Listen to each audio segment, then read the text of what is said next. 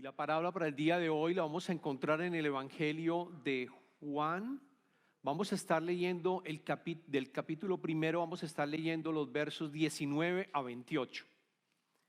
Pueden ustedes, aquellos que no tienen la Biblia, seguirla también en la pantalla. Evangelio de Juan.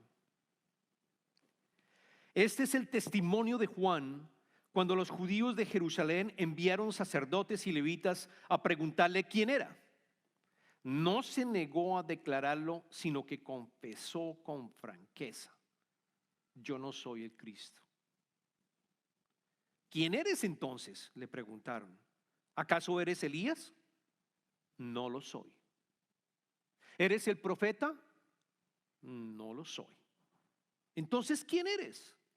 Tenemos que llevar una respuesta a los que nos enviaron. ¿Cómo te ves a ti mismo? Yo soy la voz del que grita en el desierto: enderecen el camino del Señor, respondió Juan con las palabras del profeta Isaías. Algunos que habían sido enviados por los fariseos lo interrogaron: pues si no eres el Cristo, ni Elías, ni el profeta, ¿por qué bautizas? Yo bautizo con agua, pero entre ustedes hay alguien a quien no conocen y que viene después de mí, al cual yo no soy digno ni siquiera de desatarle la correa de las sandalias. Todo esto sucedió en Betania, al otro lado del río Jordán, donde Juan estaba bautizando. Esta es palabra de Dios. Acompáñenme en una oración, por favor.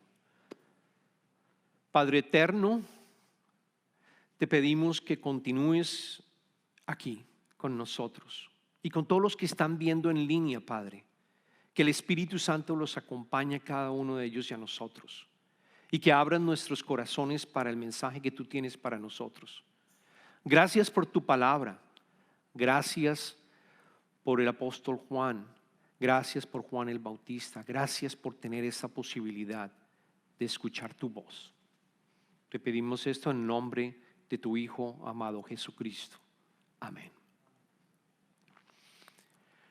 Yo creo que todos hemos alguna vez, los hombres hemos alguna vez recibido una clase de humildad cuando los hombres manejan llevando a su familia para llevarla a algún sitio. Y les comento que cuando llegamos, por ejemplo, a este país hace 20 años, por supuesto no había GPS, no había GPS, no había GPS. Lo que uno tenía que hacer para llegar a definir a dónde uno podía llegar era uno compraba unos atlas. No sé si ustedes estaban aquí en este país en ese momento o en sus países. Uno compraba unos atlas enormes, ¿no? Y uno entonces sabía a dónde tenía que ir, obviamente, y empezaba uno a mirar qué ruta tomar. O la anotaba o le hacía con un Plumaster, cogía el mapa, le sacaba una copia. Era la manera como nosotros podíamos llegar a determinar cómo llegar. Pues yo era de los que estudiaba y me sentía muy orgulloso de entender, digamos, hacia dónde ir, cómo hacerlo. Entonces cuando nos subíamos en el carro, pues íbamos andando sin ningún problema, pero empezaba yo a escuchar a mi esposa Annie a decirme cosas como, después de un tiempo: mi amor, ¿y si vamos bien? Y yo le respondía: claro, mi amor, vamos bien, no te preocupes, yo lo estudié, posiblemente estimé mal el tiempo, después de unos cuantas par de millas vamos a estar doblando, etcétera, etcétera. Lo tenía en mi mente, trataba de hacerlo, no lo imprimía porque teóricamente yo sabía cómo manejarlo, y así que continuábamos andando. Minutos después Annie dice: mi amor, yo creo que deberías parar y preguntar en una estación de servicio dónde estamos. No, mi amor, no te preocupes, yo sé, yo lo tengo todo bajo control, yo lo estudié, no te preocupes. Y por dentro yo empezaba a sufrir porque yo decía: estoy perdido, esto no suena bien, esa calle nunca la vi, ¿dónde va a aparecer la siguiente calle? Y empezaba a sufrir porque no encontraba, y realmente no quería decirle a Annie que estaba perdido. Finalmente muchas veces me toca decir: ¿sabes qué, mi amor? Voy a parar en la estación de gasolina, voy a ir al baño y, by the way, voy a preguntarle al Señor dónde estamos. Una lección de humildad. Y así somos, así somos. No reconocemos quiénes somos e incluso no queremos pedir ayuda tampoco en muchas circunstancias. Hoy vamos a estar hablando y aprendiendo de Juan el Bautista. lo acabamos de escuchar en los evangelios de Juan. ¿Quién era Juan el Bautista? Voy a repasarles rápidamente. Juan el Bautista había nacido del sacerdote Zacarías, que era una persona que prestaba sus servicios en Jerusalén, en el templo de Jerusalén.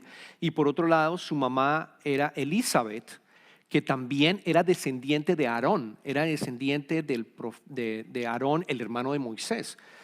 Amantes del Señor, fervientes del Señor ambos, pero no podían tener hijos. Así que si se acuerdan, el arcángel Gabriel se le apareció a los dos, se le apareció, pero al principio se le apareció a Zacarías y le dice: tus oraciones, porque ellos están orando por tener un hijo, tus oraciones han sido escuchadas. Y le dice quién va a ser Juan. Le comentan: vas a tener un hijo, y lo vamos a leer en Lucas. Lo que le comenta el ángel, el arcángel, le dice: tendrás gozo y alegría, y muchos se regocijarán por su nacimiento, porque él será un gran hombre delante del Señor. Jamás tomará vino ni licor, y será lleno del Espíritu Santo aún desde su nacimiento. Hará que muchos israelitas se vuelvan al Señor su Dios. Él irá primero delante del Señor con el espíritu y el poder de Elías, para reconciliar a los padres con los hijos y guiar a los desobedientes a la sabiduría de los justos. De este modo preparará un pueblo bien dispuesto para recibir al Señor. Desde su nacimiento era claro que él iba a estar preparando la llegada del Mesías, Jesucristo. Él lo tenía claro, porque quizás su mamá también se lo contó, y por otra parte él tenía el Espíritu Santo. Él sabía a qué había nacido. Su propósito era bien, pero bien claro. Y ¿saben qué? Si uno mira la vida de Juan el Bautista, él realmente con pasión se dedicó a preparar el camino para la llegada del Mesías. ¿Qué hizo? Él decidió irse al desierto para estar en solitud y en silencio. Igual que Jesucristo, que estuvo por 40 días, él estuvo más tiempo. Juan el Bautista vivía en el desierto. Las escrituras nos dicen que utilizaba pelo de camello, era su vestido. O sea, él confeccionaba sus vestidos con pelos de camello. Adicionalmente tenía una dieta bien interesante, porque comía langostas y comía miel para poder alimentarse. Y vivió durante su vida adulta en el desierto. Y hay algo en el desierto que nosotros también deberíamos aprender: en silencio y solitud. A mí me encanta esa disciplina espiritual, porque nos permite escuchar al Espíritu Santo. Cuando tú estás en silencio y abres un espacio, es la manera como Él también se puede comunicar, nuestro Padre. Y noten que si uno mira en la Biblia, en el Antiguo Testamento, la mayoría iban al desierto. Abraham lo llamó a que se fuera a otro sitio a vivir, y estuvo en el desierto por cierto tiempo también, por mucho tiempo, mientras que él llegaba al sitio donde iba a estar para llevar a cabo los cananitas, donde él llegó a la tierra prometida. Eran bastantes las enseñanzas que podía uno tener cuando uno está en silencio y solitud. Pues él se fue y regresa justo antes de la llegada de Jesucristo. Él regresa quizás unos meses antes de que Jesucristo aparezca en los evangelios. Y su mensaje siempre tenía dos temas importantes, el de Juan el Bautista. El primero: la llegada inminente del Mesías. El Mesías viene, prepárense. Y el segundo: la necesidad urgente de arrepentirse y cambiar a fin de estar preparados para este evento. Esos eran sus dos mensajes. Continuamente lo decía. Es más, él decía en Mateo capítulo 3, versículo 2, decía: arrepiéntanse porque el reino de los cielos está cerca. Arrepiéntanse porque el reino de los cielos está cerca. El reino de los cielos es el mismo concepto del reino de Dios. Es la llegada de Jesucristo que empieza a reinar en nuestras vidas. El reino de Dios estaba en el Antiguo Testamento también, pero aquí es una realidad para todos los gentiles, no solo los judíos, para absolutamente todos. Dios llega a reinar en tu vida si tú aceptas esa invitación. Por eso él decía: arrepiéntanse porque el reino de Dios está cerca, el reino de los cielos está cerca. Nosotros, ya llegó Jesucristo, deberíamos decir: arrepintámonos porque el reino de Dios está a nuestro alcance. Aquel que ha aceptado a Jesucristo está viviendo en el reino de Dios. Aquel que no lo ha aceptado en su corazón está a su alcance. Es el proceso de aceptarlo en su corazón. Y él empieza a reinar. Luego la misión de Juan el Bautista era esa: que ellos se arrepintieran y se prepararan para la llegada. Y les pedía que se bautizara, y él bautizaba en el río Jordán continuamente. Es más, habían algunos que ellos llegaban a verlo, algunos de los fariseos y saduceos llegaban a donde estaba bautizando y le preguntaban ¿qué es lo que está haciendo? Y él les respondía: calmada de víboras, ¿quién les dijo que podrán escapar del castigo que se acerca? Produzcan frutos que demuestren arrepentimiento. O sea, era una persona que estaba continuamente apasionado por su llamado, y si tenía que decirle la verdad, se las cantaba. Tenía muchos discípulos, personas de Jerusalén y de toda el área de Judea, que era mucho más grande, y iban a donde estaba él a escucharlo predicar y a bautizarse. Y algunos llegaban y decían: ¿qué tengo que hacer para bautizar? Decía: si tienes 2 camisas, dale una al que no tiene. Si tienes comida de sobra, dale al que no tiene.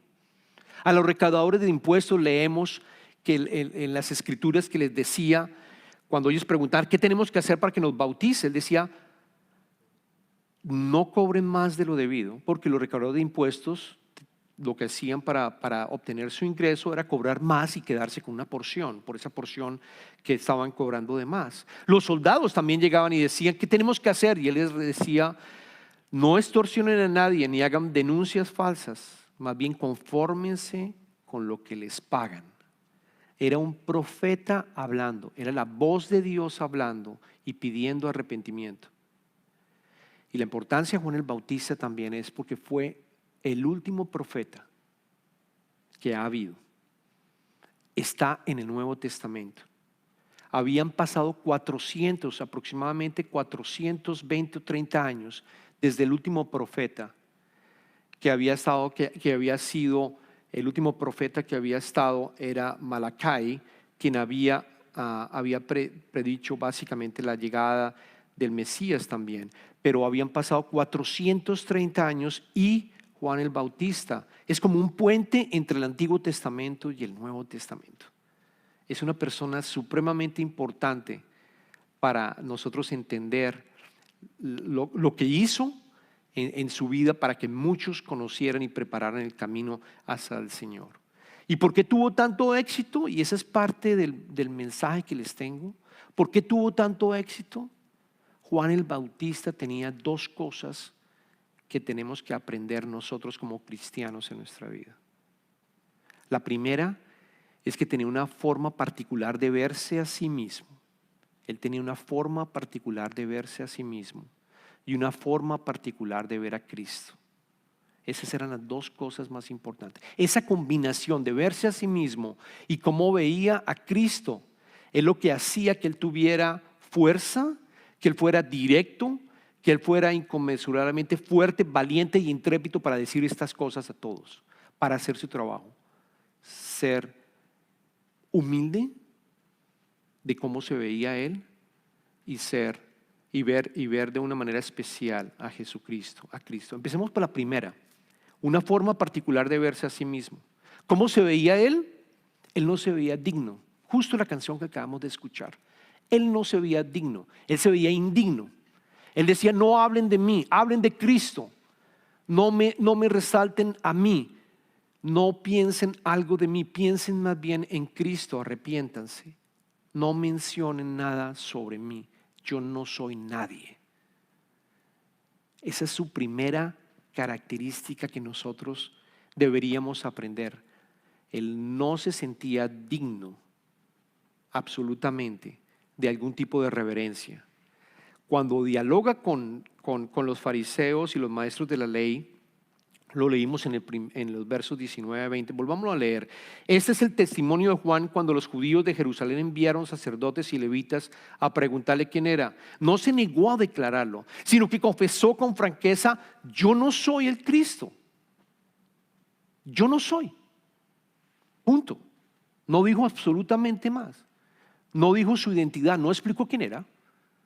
Dijo: yo no soy.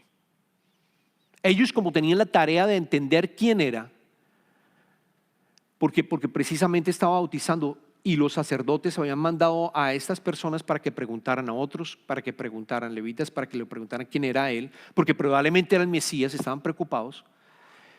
Le hicieron esta primera, y después de haber respondido que no era el Mesías, le hacen una segunda pregunta y le dicen: entonces, ¿acaso eres Elías?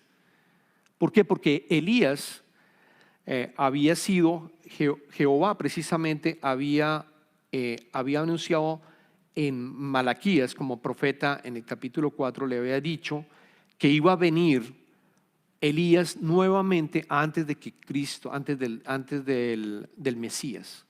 Luego había profetizado, ya se había profetizado en Malaquías que probablemente Elías iba a venir. Así que le preguntan: ¿eres Elías? Y él dice: no lo soy. Y por último le preguntan: ¿eres el profeta? Y la razón por la cual preguntan ¿era el profeta? Es porque Dios Jehová le habló a Moisés y le dijo en su momento, en Deuteronomio lo pueden encontrar, le dijo: el Señor tu Dios levantará de entre tus hermanos un profeta como yo. Moisés le está contando al pueblo de Israel: a él sí lo escucharás. Entonces, cuando vuelve a responder y le preguntan: ¿eres el profeta? Él dice: no lo soy. No soy Cristo, yo no soy Elías, yo no soy el profeta. No dijo absolutamente más. Silencio. Yo me pongo a pensar en el caso nuestro. Imagínense ustedes en los zapatos de Juan el Bautista. Posiblemente, ¿qué hubiéramos dicho? Nuestra naturaleza en este mundo, ¿qué hubiéramos dicho? No, yo no soy, pero espere, le cuento quién soy yo, ¿no? Yo, mi mamá y mi papá eran unos sacerdotes y se les apareció un ángel que dijo que yo iba a nacer y me dijo que yo iba a tener una tarea específica. Y adicionalmente, ¿saben qué? Elizabeth es prima de María, la madre del Mesías. Y yo, por lo tanto, soy familiar del Mesías. Ese soy yo. Soy como 6 meses más porque había una diferencia de edad entre Juan el Bautista y Cristo de 6 meses. Adicionalmente, yo soy 6 meses más grande en edad que el Mesías. Y mi predicación, usted viera mi predicación como es mi predicación. Tengo el poder que me sigue gente de Jerusalén y toda Judea. Y estoy bautizando a todo el mundo y todos vienen a mí y se arrepienten. Ese soy yo, ese soy yo. No soy el Cristo, pero ese soy yo. Esa es nuestra naturaleza, que seguramente vamos a responder de esa manera. Esa es nuestra identidad, que queremos buscar la manera de mostrar quiénes somos. Como cuando decía yo manejando, ¿no? Yo soy perfecto manejando y no tengo necesidad de pedir ayuda. Ese soy yo. Pero el cristiano está llamado a ser humilde y entender que no somos dignos realmente, ser humildes y adicionalmente pensar en cómo nos ve Jesucristo nuestro Dios, cómo nos ve Él. Es por eso que la segunda parte es importante, la segunda parte del carácter de Juan el Bautista, cómo se veía él mismo y cómo veía a Cristo. Miremos esa otra parte, cómo vería. Antes de pasar, perdón, hay algo que Sir Lewis dijo que me gusta y lo resalto acá. Lo leí en sus libros y él dice: la humildad no es pensar más en uno mismo ni menos en uno mismo, es pensar menos en ti mismo. Y aquí yo quiero resaltar lo siguiente, lo repito: la humildad no es pensar más en uno mismo ni menos en uno mismo, porque hay personas también que piensan menos y continuamente están pensando menos en sí mismo. Y están hablando de todo lo malo que está pasando también y lo pobre que son y la cantidad de circunstancias malas por las que están pasando. Pero al final, si estoy hablando mucho de mí o menos de mí, ¿qué estoy haciendo? Estoy llamando la atención. Es una manera de no ser, realmente va en contra de ser humilde. Más bien, dice C.S. Lewis, es pensar menos en ti mismo. Que es exactamente lo que hacía Juan el Bautista. Pensaba menos en sí mismo. Y la segunda parte era una forma particular de ver a Cristo. ¿Cómo lo veía? Con reverencia absoluta, con reverencia absoluta. Y lo vemos cuando le vuelven a preguntar en el verso 24 al 27. Algunos que habían sido enviados por los fariseos lo interrogaron: pues si no eres el Cristo, ni Elías, ni el profeta, ¿por qué bautizas? Y él contestó: yo bautizo con el agua, pero entre ustedes hay alguien a quien no conocen y que viene después de mí, al cual yo no soy digno ni siquiera de desatarle la correa de las sandalias. Subrayen: yo no soy digno ni siquiera de desatarle la correa de las sandalias. Esa forma de ver a Cristo impacta, es realmente, les voy a tratar de explicar qué quiso entender Juan el Bautista considerando el contexto de esa época. En esa época las carreteras, por supuesto, no estaban pavimentadas, había mucho polvo, había bastante polvo. En realidad habían solo 2 meses de lluvias, que eran marzo y abril, y en octubre y en noviembre habían lluvias, pero el resto del año era totalmente seco, árido, bastante polvoriento, bien polvoriento. Luego, cuando se llegaba a las casas, había una regla, y la regla era que uno tenía que limpiarse los zapatos precisamente para que no entre polvo a la casa. Igual que uno lo hace, yo no sé ustedes, pero por lo menos en mi casa yo les digo: si vienen de afuera, dejen los zapatos en el garaje o déjenlos afuera, por favor, para que no entre polvo, ¿no? Pues en esa época era tanto el polvo que tenían en sus sandalias, porque eran zapatos abiertos obviamente, en los pies, que tenían que tener esa costumbre. Así llegaras a la casa, lo primero que tú hacías es te limpiabas. Ahora, si tú tenías sirvientes, tenías esclavos, eran ellos lo que lo podían hacer, pero había reglas específicas. Si tú eras judío y tu sirviente y esclavo era un judío, tú no podías pedirle que te limpiara los zapatos y te bañara los pies. Un judío no podía pedirle esto a otro judío.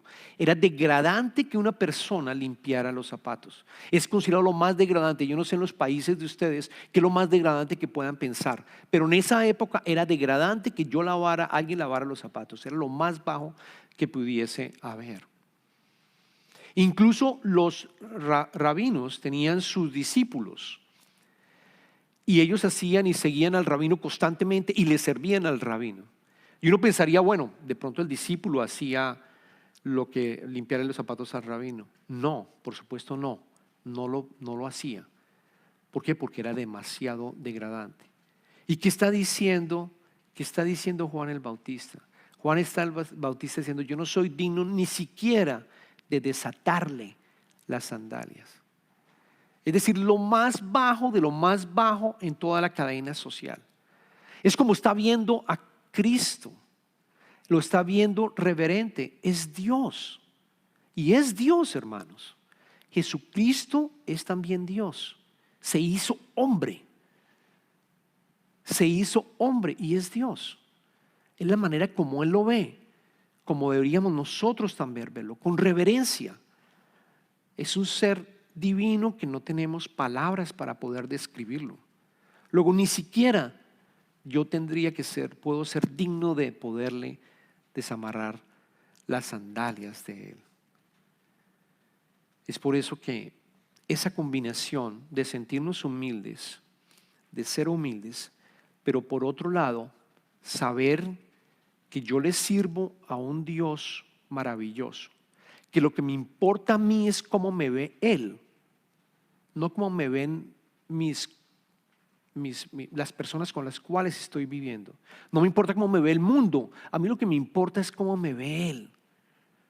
Cómo me ve Él es lo que más me importa. Luego, yo tengo esa fortaleza, una vez tengo esas dos vistas de cómo me veo yo y cómo lo veo a Él, que me permite que me vean a mí como Cristo también y me pueda transformar. Ese es el mensaje. Cuando te humillas, que lo vimos en Santiago con Ana, cuando te humillas, Dios te exalta. Si tú tienes esa reverencia hacia Él y tienes al Señor, Él te exalta para que puedas seguir haciendo teniendo el caminar cristiano. Pablo, por ejemplo, le dijo a los corintios, cuando lo estaban juzgando, estaban hablando de él en la iglesia de los corintios, él dijo: por mi parte, muy poco me preocupa que me juzguen ustedes o cualquier tribunal humano. Es más, ni siquiera me juzgo a mí mismo, porque aunque la conciencia no me remuerde, no por eso quedo absuelto. El que me juzga es el Señor. Igual, el que me juzga es el Señor. A quien yo le tengo toda la referencia es a Él. Él es mi rey. Él es mi rey. Luego no me preocupa cómo me veo yo mismo o cómo me ven los demás. Es Él el que me preocupa. Jesús, terminó diciendo que Jesús se lo dijo a los discípulos cuando le preguntaron sobre Juan el Bautista. Y nos dice a nosotros en el Evangelio de Mateo capítulo 11, versículo 11. Les aseguro que entre los mortales no se ha levantado nadie más grande que Juan el Bautista. Sin embargo, el más pequeño en el reino de los cielos es más grande que él. ¿Qué está diciendo? Juan el Bautista estaba antes de la implementación del reino de Dios por parte de la muerte y resurrección de Jesucristo. Está diciendo que todos nosotros que estamos viviendo en esta nueva era, en la cual Cristo murió y resucitó y estamos en el reino de Dios y Él es nuestro Rey, vamos a ser más grande incluso que Juan el Bautista. No quiero decir que Juan el Bautista no fue grande, quiero decir que para Jesús, Él está viviendo en ti y Él te ve como su hijo, como su hija. Te ve perfecto. Te ve perfecto. No tienes por qué pelear para ganar una identidad diferente. La identidad de ser hijos de Dios es suficiente para nosotros. Oremos.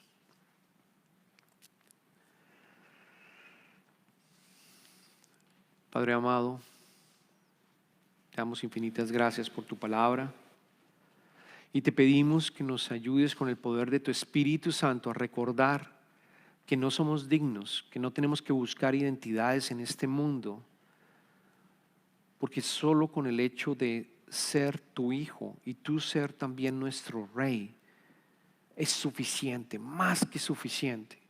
El valor nuestro lo adquirimos solo por ese concepto de ser tu hijo y tu hija, Padre. Ayúdanos a vivir una vida de humildad y caminar con humildad. Y permite que vean en nosotros a Cristo, la versión de Cristo que tú quieres que nosotros tengamos, de tal manera que otros cuando nos vean a nosotros digan: yo quiero también tener esa transformación, yo quiero tener tu Rey en mi corazón. Aquellos que en este momento quizás están escuchando y no han colocado a Cristo como su Rey en su corazón, yo les pido que repitan diciendo: Señor, necesito que entres en mi vida y me ayudes a cambiar, me ayudes a transformarme, me ayudes a sentirme tu hijo y tener esa nueva identidad y la salvación que tú solo das, Padre. Te pido, Señor, que entres en mi vida y que pueda cambiar por la eternidad. Te pedimos esto en el nombre del Padre, del Hijo y del Espíritu Santo. Amén.